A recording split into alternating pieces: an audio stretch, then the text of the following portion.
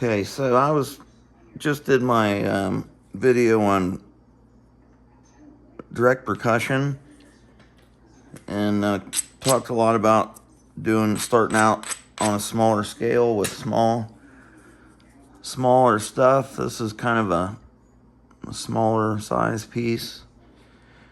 I think this might be Cobden, maybe. I'm not real sure. It could be a Texas chert too. I don't know. It's a mystery chert.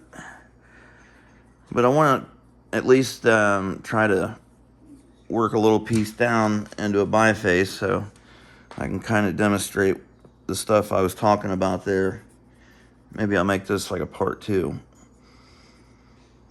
So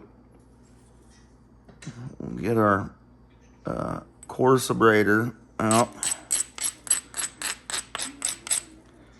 This thing shouldn't be too bad to get worked down into shape. There's going to be a cone in here somewhere where they took that spall. And we've got this edge that's kind of beveled already. It's kind of at a good angle to get some flakes. So I'll take some flakes and build some convexity on this side, and then we'll flip it over and bevel this side up and come back this way. Work on this bulb of percussion down here from the base also. So I'll take my first flake and try to shear some of this back end off here.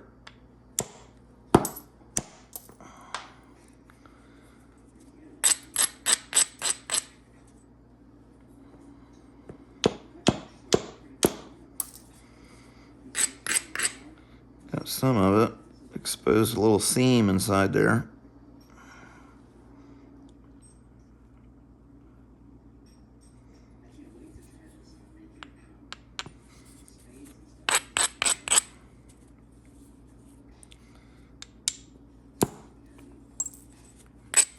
Actually, probably go with a little bit larger bopper than that. Yeah, there you are.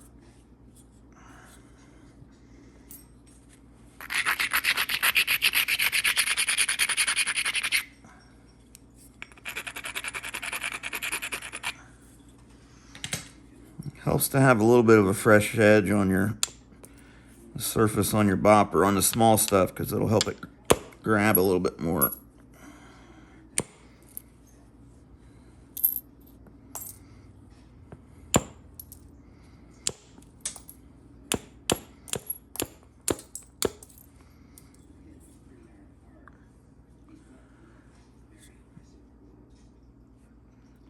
So we just took a row of short flakes across there. Go ahead and get rid of our little deltas.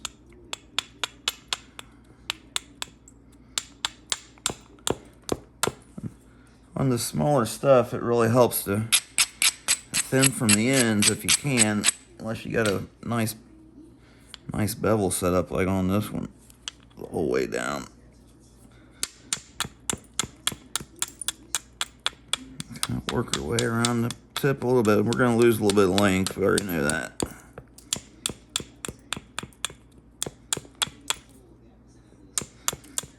When you're trying to drastically thin these pieces, we want a pretty steep edge to hit.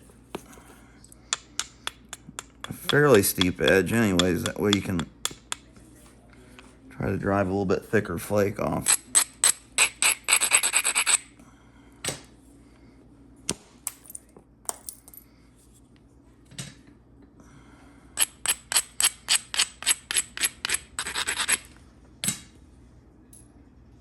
Whoop. Excuse me.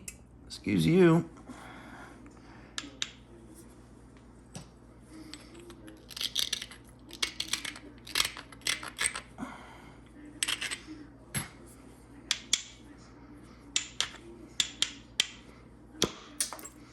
Aw, boo. I didn't have near enough oomph on that one.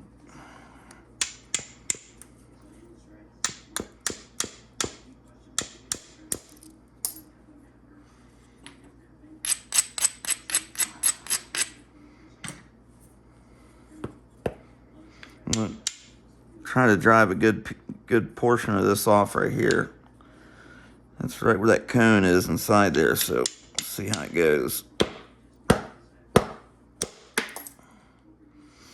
Looks like we got it. Might be a little remnant of it right there.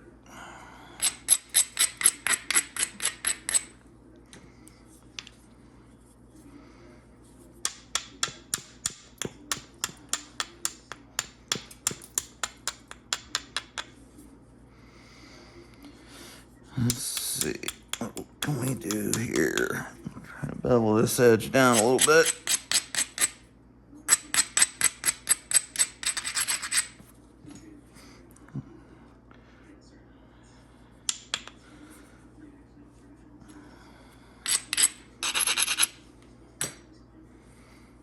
Let me look at this for a minute. Okay.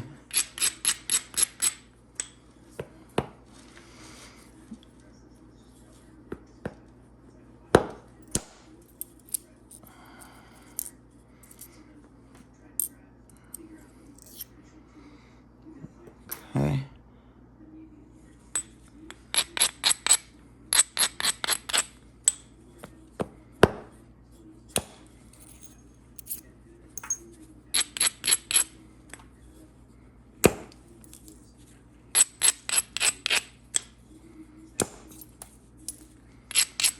Just working some of the thickness off of this thing.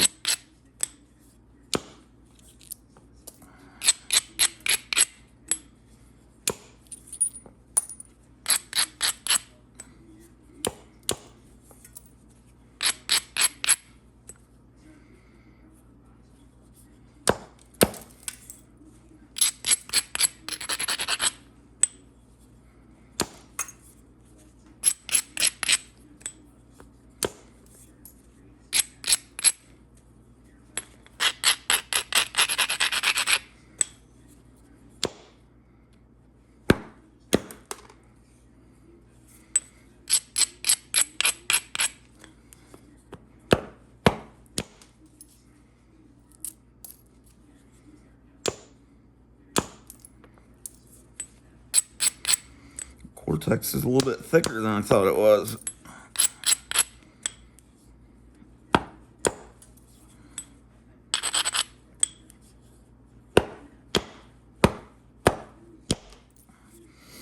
Just asking a little too much of it there.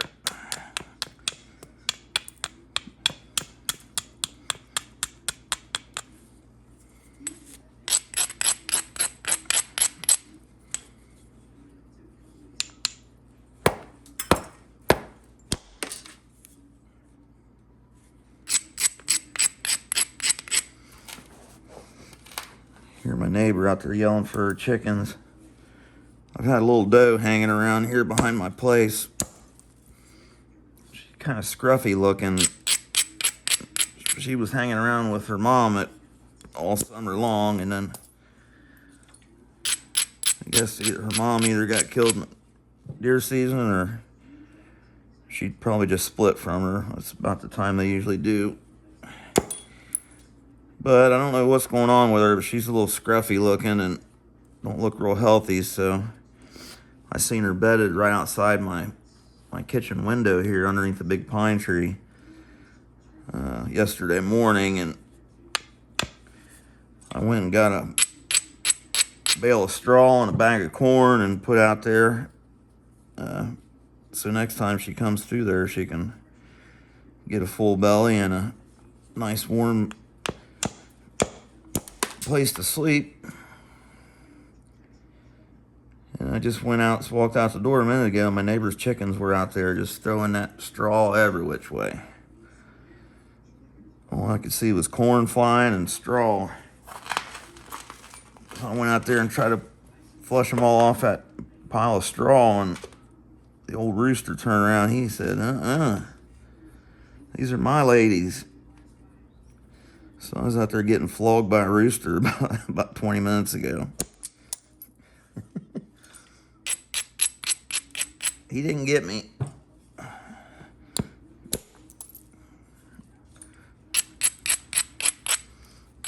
He about did. Okay, we're kind of getting somewhere. So we get this side flattened out. I still got a little bit of a ledge left here to thin off of. But first, let me see if I can turn this edge up back here and maybe get a flake or two back up from the base.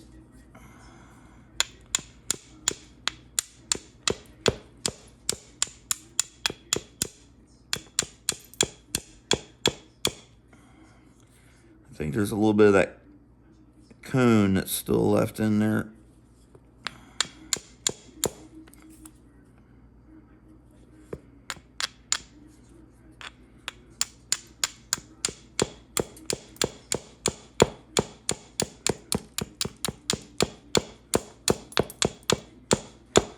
Come on. Get off there. There it went.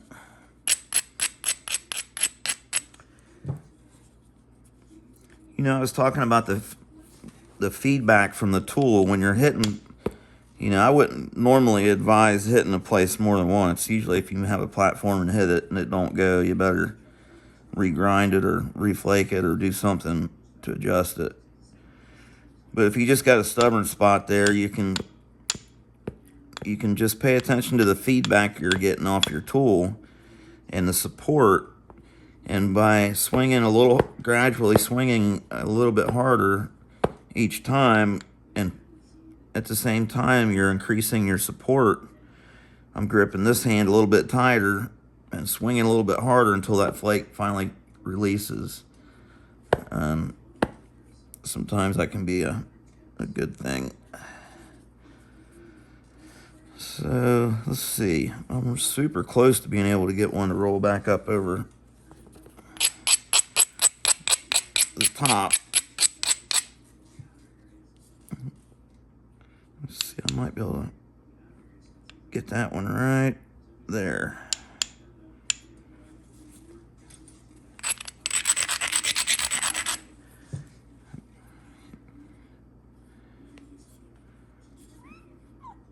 What?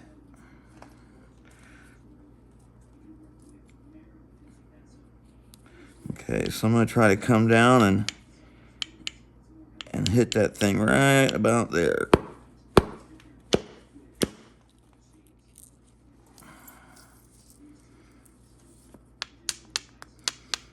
Okay. So that left me another pretty nice ridge right here.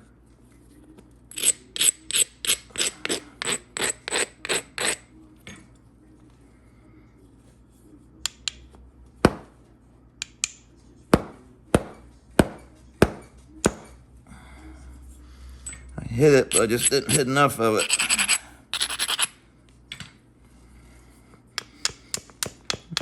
Let me just adjust this a little more.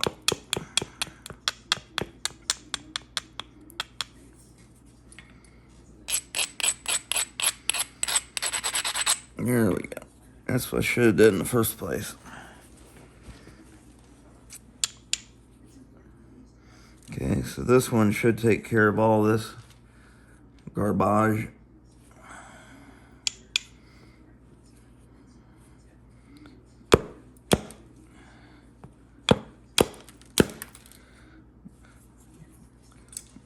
I'm going to take a couple small ones there first. Kind of isolate that area there a little bit better.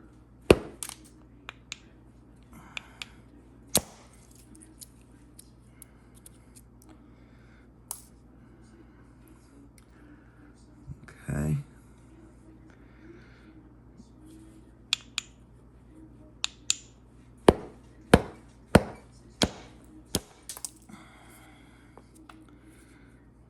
Okay.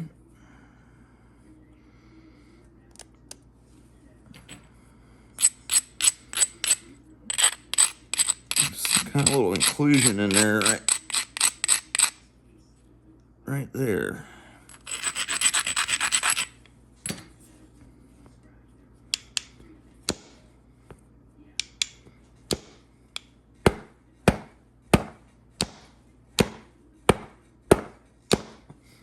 Wowsies. Wowsies. Wowzers.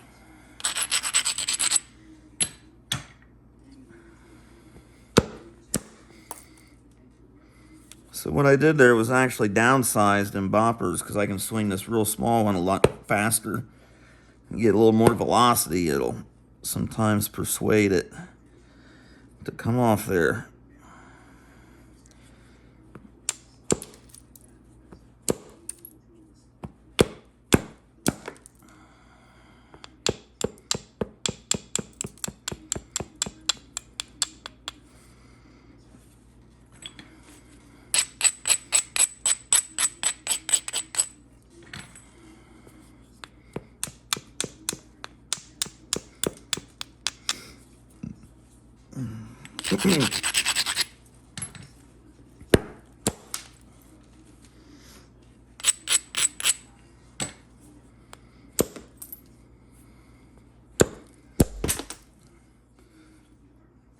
Okay.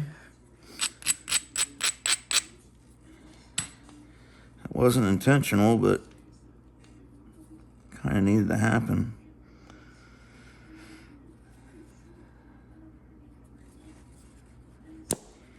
And doing the small scale stuff is much easier when you've got a really nice, friendly piece of heat treated rock too. So I can get through that occlusion. Yeah.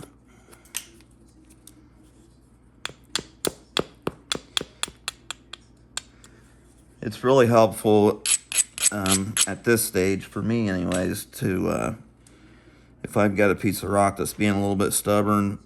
Like, I would probably switch over to indirect percussion, under the leg indirect at this point.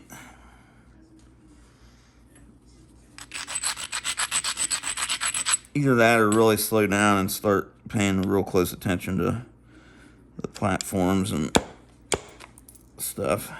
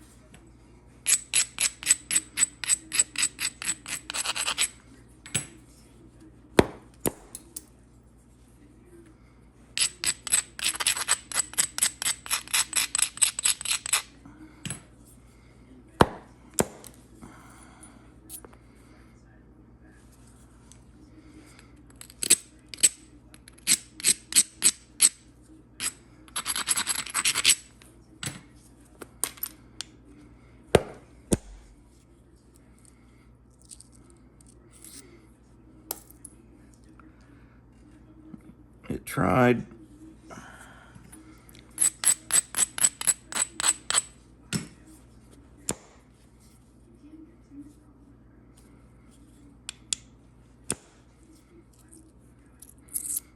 There we go.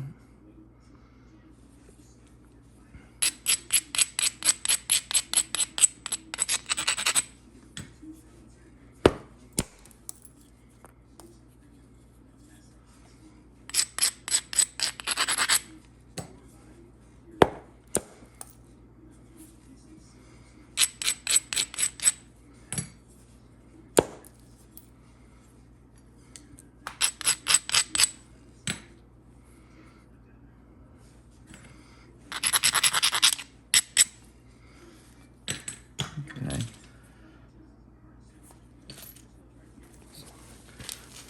So after you get it down to this point, you're going to want to, I've kind of been doing all opportunistic stuff up until now, but once you get to this point, you're kind of want to go through and isolate you a few little platforms.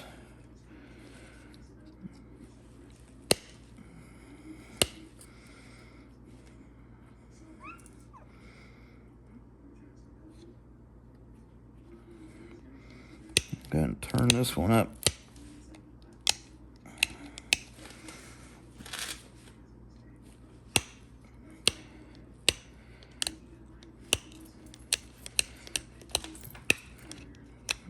Turn that edge over this way.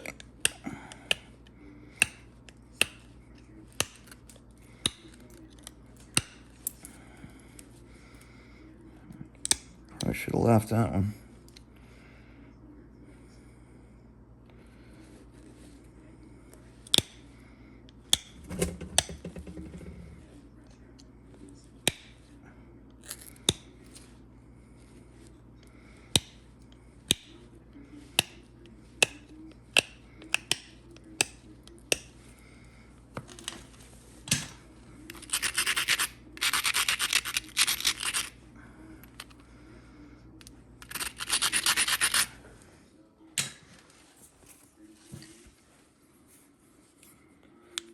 Trying to get a couple more up from the base here.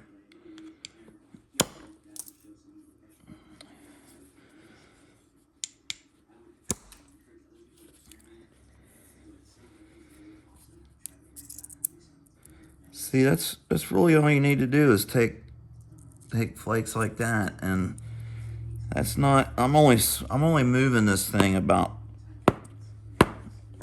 maybe 6 or 8 inches when I'm coming down on it, and I'm looking straight down at it. I got the phone, the camera's right next to my face, so hopefully that was a good view. You know, this ain't, I wouldn't call this my best work ever, but my best preform ever, but it is a preform now, and it can be worked into something fairly easily. So yeah, just, you know, start small, like I said, and scale up. And I'll go ahead and post this one too. So, but just pay real close attention to your feedback of the tool and your edges, and once you start getting the hang of it, you know, you can scale it up, and it's actually a lot of fun once you start playing with your support and tightening down, and you start kind of figuring out that you can really do a lot with these little small pieces with direct percussion. And then, you know, you don't have to get them down this far, even, just or you can just chip them down to nothing. I do that a lot when I first start with a tool and practicing. I'll pressure flake a piece all the way down to where it just withers away to nothing. There's nothing left. And sometimes I'll do the same thing with percussion. I'll just, you know, try not to get in a hurry and just play around with edges and grind in a different abrasion and pay attention to the contours and, you know, and stuff. So anyways, just rambling on and on now. So hope that helped. Thanks everybody who's subscribing, man. It's just crazy. I'm getting subscribers like nuts. Awesome. And if you want to see me go over anything else, just let me know. Jimmy, I hope this was helpful. And I'll see you all in the next one.